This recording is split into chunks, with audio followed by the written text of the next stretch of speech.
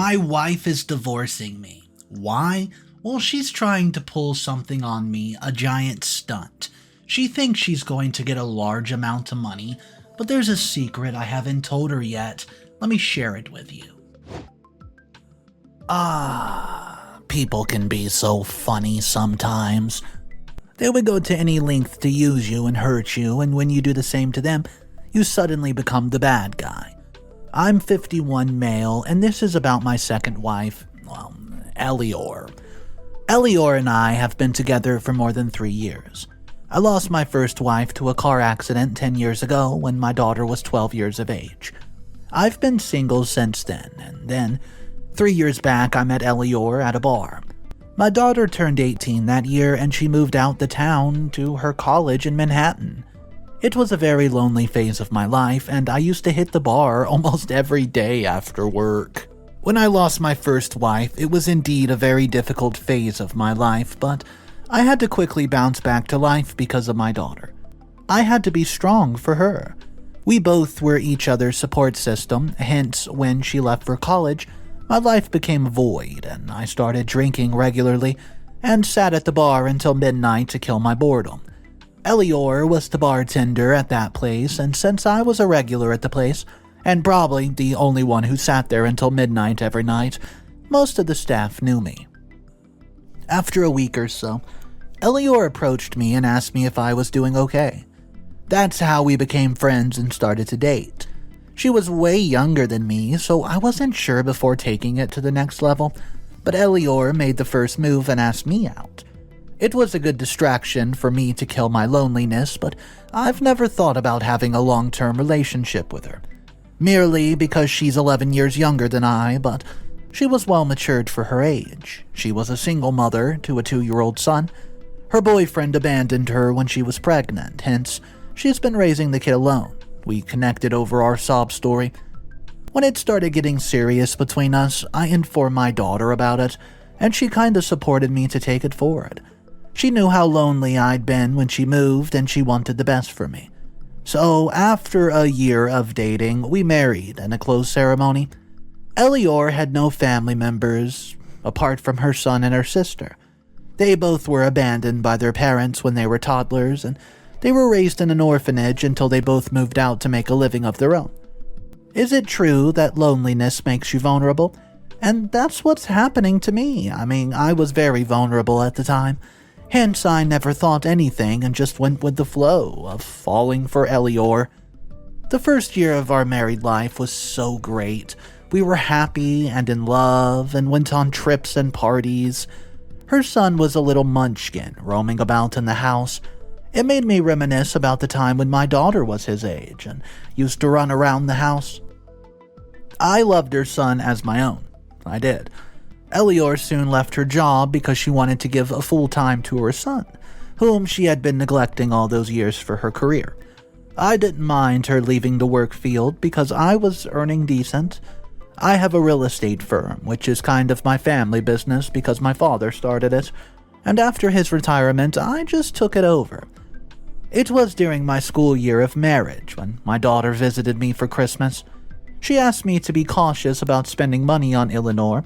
Until then, I just thought I was providing for her and fulfilling all her demands because I wanted to keep her happy.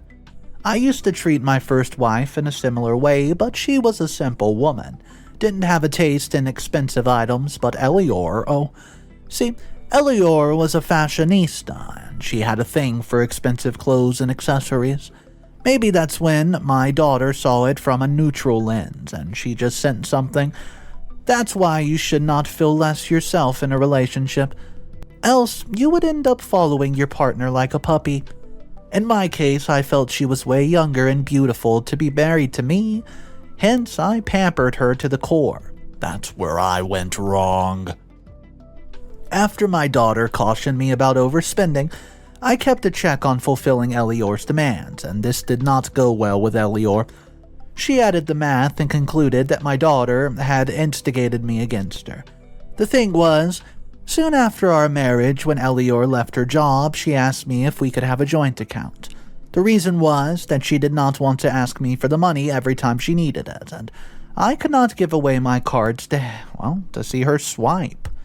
So a joint account seemed to be a better idea, although I was the only one putting money into it because she was not earning. It was a joint account, so we both had access to it. So when my daughter heeded me, I curbed the amount I used to put into the account. The account was more like a refill counter. I used to fill it with my money, and she used to empty it. In the initial days, she was grateful for everything I did for her.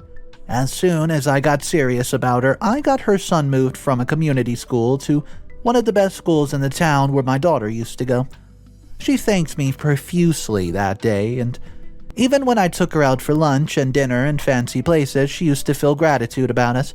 But eventually, after our marriage, she started feeling entitled to everything, as if she had earned it now, and all this piled up and bothered me. Things started getting ugly after our second-year anniversary. Elior expectations were increasing day by day. She wanted all of them to be fulfilled right away. That's when I started pulling back the strings. I told her that her expenses were over the roof and unnecessary, so she needed to curb them. She gets defensive at this and starts showing her true colors. She became more and more distant from me, and we barely used to see each other, because by the time I came back from work, she used to be out partying with friends, leaving her 5-year-old son at home or at her sister's place, and I just used to spend time with her son. The poor soul was at no fault. I was at the stage of my life where I did not want any drama in it, so I let her be however she wanted, but I just reduced the money that I used to deposit into the account. This made her so mad. She needed anything but money. When I reduced the money I deposited into the joint account, she starts demanding it up front. It was difficult for me to say no right to the face, so I gave her a few times the money, but when it increased, I stopped it. She gets extremely violent at this point and said I was pushing her buttons and forcing her to do something that she did not want to do, so I asked her what that was. She told me I would soon get to know if I continued to be oh so stingy. She went on to say, and I quote, "Let me make this straight. You're not doing a favor to me by providing for me. You know you don't deserve this beautiful young wife that I am, yet you have me. So be happy with it and let me do whatever makes me happy." She stormed out of the house and went somewhere, and she did not come home that night, and neither did I bother to check up on her. The next day, she came back home, but we both continued to maintain the distance. While all these were still going on, one day, I came home early to find her sleeping with another man. It was her friend, somebody who used to be in the same orphanage as her. I felt as if she was not even trying to hide us. When I entered the home, the man came out of my bedroom, buttoning up his shirt. And he looked at me left and right, and it happened so suddenly that I did not even have time to react, and he was gone. By the time reality hit me, he was out of there. Also, I'm not a violent person who overreacts over something quickly. When I think back, I think I always knew that to be coming. Hence, when I saw that man coming out of my bedroom, I did not even find it surprising. So, when I entered my bedroom, she was dressing herself. That was it. I still did not raise my voice, however. I just asked her if she's cheating on me, and she said yes. I sensed Elior wanted to trigger me, and I avoided being trapped in her plan, so I calmly asked her to leave. She wasn't shocked, and neither was she fighting back, probably prepared for it, or maybe she had planned for it, I don't know. She starts packing her stuff. I realized her son was not at home, and I did not even ask her. She left the house taking away some of her belongings, and a week later, she comes back while I was at home. I saw her but ignored it, and she handed me divorce papers. She said I was getting suffocating and controlling, hence she needed to be free. The divorce actually came as a surprise. If somebody leeching on your money wants a divorce, it means that they're up to something big. So I sensed it was alimony and flipped the papers to the page where it was mentioned. There it was. $500,000 from my parents' trust fund is what she's demanding. You see, I'm from a pretty well-off family. My parents had a few millions in the trust fund, and since I was only the son of my parents, she assumed that I would have the money. Once I was speaking to the trust committee regarding something and she heard it. She casually asked me about it, and I did not deny it at all and told her all about it. It was during the initial days of our marriage, and seeing her demand $500,000 from the trust, I literally laughed at her face because she did not know anything about that trust fund. I started laughing hard and said that she's funny to think that she would get the trust fund money. She bit her lips and said that she would get to any level to get that money because apparently that money is hers now. Yeah, right. This happened 3 days ago, and I spoke to my lawyer today and told him about everything. He gave me a few pointers to sleep on before making a decision. One such is paying for Elior's son's education. How much ever I hate that woman, I don't want her son to suffer. I'm thinking of taking responsibility for her son's education, but let's see how things get unfolded. I'll make an update once I'm able to move forward with this divorce proceedings.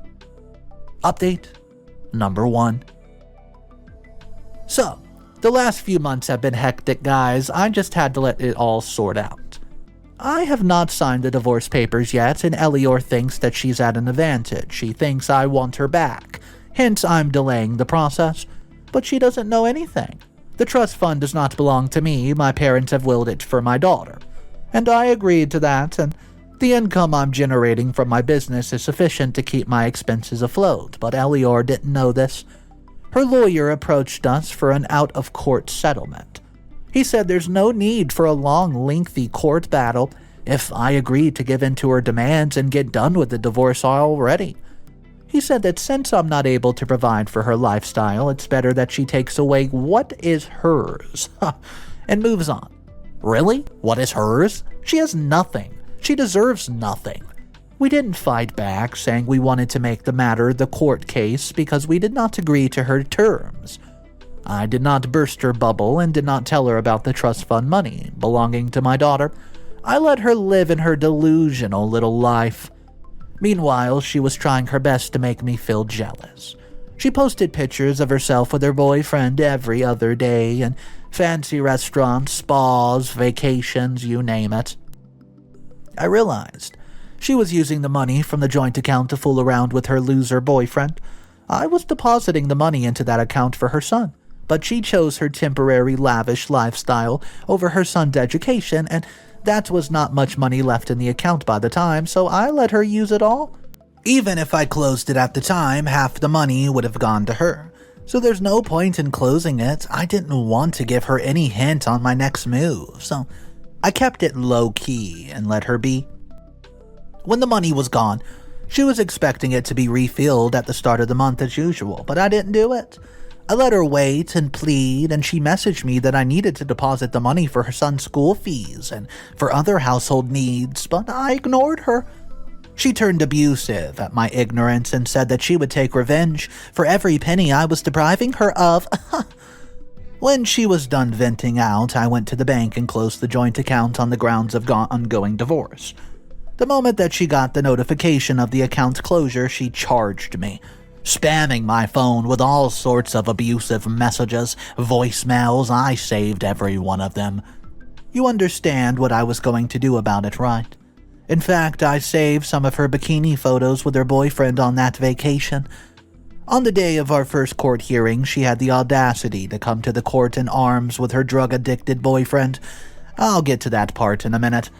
When I saw her outside the court, she was all dressed up in brand clothing, flaunting herself in a way that she was about an inch away from hitting the jackpot. She smirked at me as if she was about to take my everything. When I saw her evil face, I pitied her son. She was destroying his life, and people like her should not be allowed to give birth because they're responsible for raising a damaged and hollow person. When the court proceedings began and my attorney started defending my case, her face turned pale. She reacted so funnily when my lawyer revealed that the trust fund had been willed to my daughter. It was not my property, and she could not demand it for alimony. She pulled the lawyer aside, and they came back with a new set of demands. They asked for the house and shares in my business, and to their disappointment, the house as well as the business all belonged to the trust, which is now my daughter's. After my wife passed away, my parents sat me down and told me that they were transferring the will to my daughter's name just to safeguard the property in case something like this happens. My father told me that I might be vulnerable and fall prey to women who would fall after me just for money. I now feel that their prophecies to be true. When they told me about this, I laughed at them and said I would never fall for such a woman, and that I was smart. Well, looks like they were right. Sometimes you fail to recognize the imposters like Elior who suck onto you just for the money.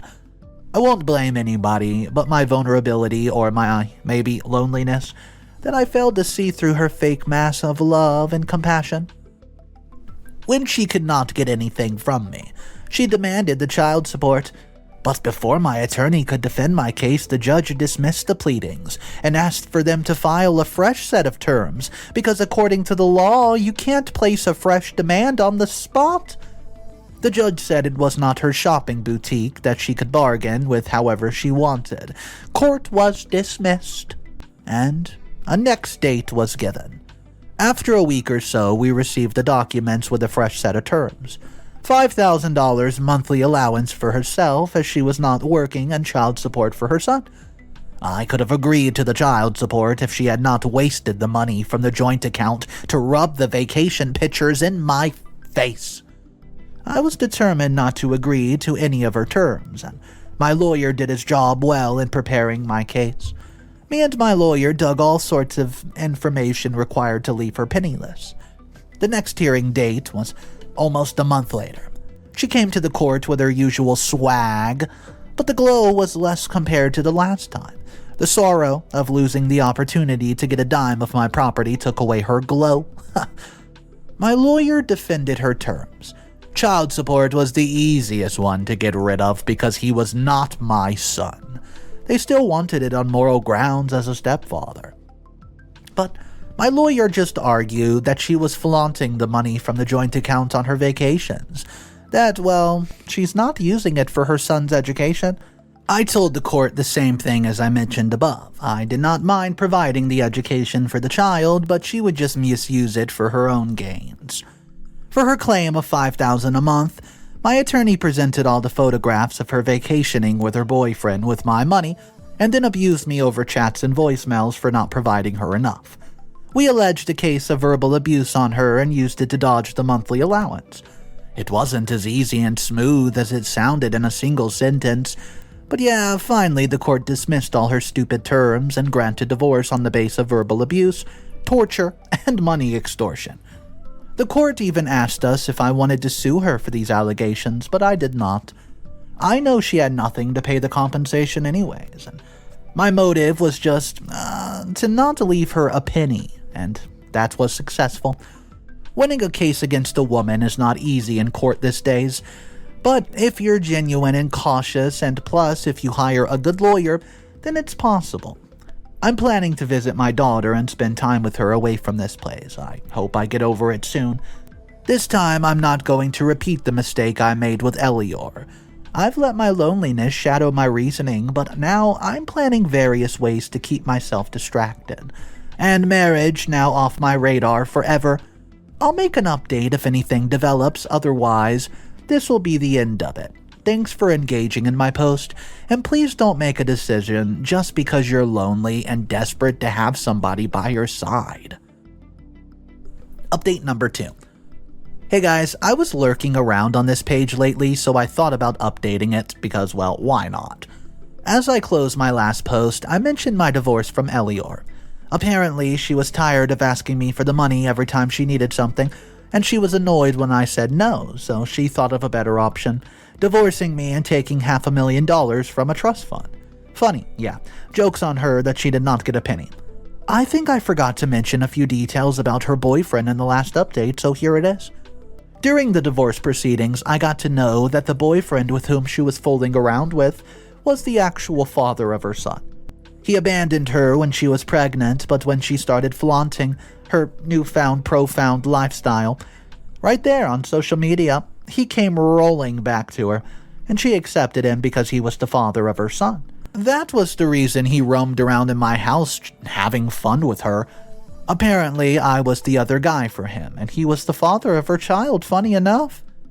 A couple months later, when I came back home after visiting my daughter in Manhattan, I got Elior's letter in the post box. The thing is, I had blocked her from all the places, so there's no way she could have contacted me through my phone or email.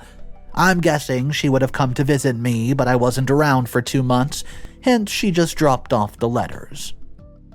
Well, it was about how sorry she was to hurt me, and on a humanitarian ground she wanted me to provide for her son. She needed me to pay for his school fees so that he could continue with his education.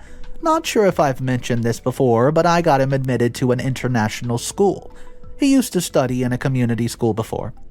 I discussed it with my lawyer, and he said on a professional note that if I wanted, I could go with providing the school fees for her son by paying directly to the school. But personally, he suggested I stay away from that woman. He said that the women might further try to squeeze in money from me on the pretext of her son needs it. Well, he was right. It was not just about the school fees. In an international school, apart from the fees, there were thousands of different things like excursions, projects, and whatnot to provide extra, and she would definitely use those reasons to extort money from me. Even if she did not extort the money from me, she would not be able to afford those extras on her own, so there's no point in paying the fees. I felt bad for letting that child suffer, but there's no other solution to this. I thanked my stars that I did not plan a child with her. That would have been such a disastrous situation, but thank goodness I'm out of this. In the last 2 months of living with my daughter, I've moved on a lot. I've started hitting the gym regularly, and I'm also planning a lot of solo trips to get perspective in life. Thank you for hearing my story, and please take this lesson to keep your vulnerability in check. Alright guys, I do want to know your thoughts about this. First of all, let's go ahead and talk about the comments from the original post and the updates.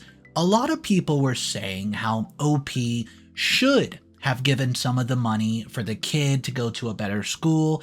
Guys, a lot of other commenters were arguing, saying it's not his kid. It's not his responsibility. Yeah, it's probably not the best environment for the kid to grow up in, but it's not OP's job to make that environment better. Let me know your thoughts about this story. This one was a wild ride, and I was just thinking during it, the audacity of some people. My name's Mr. Reddito, and I narrate stories every single day. If you guys want to be involved in the channel and see daily videos, there's 3 ways to support me. Go ahead and drop a comment, go ahead and drop a like, and make sure you subscribe to the channel. I'll see you guys tomorrow, and remember, it's cool to be kind. Peace!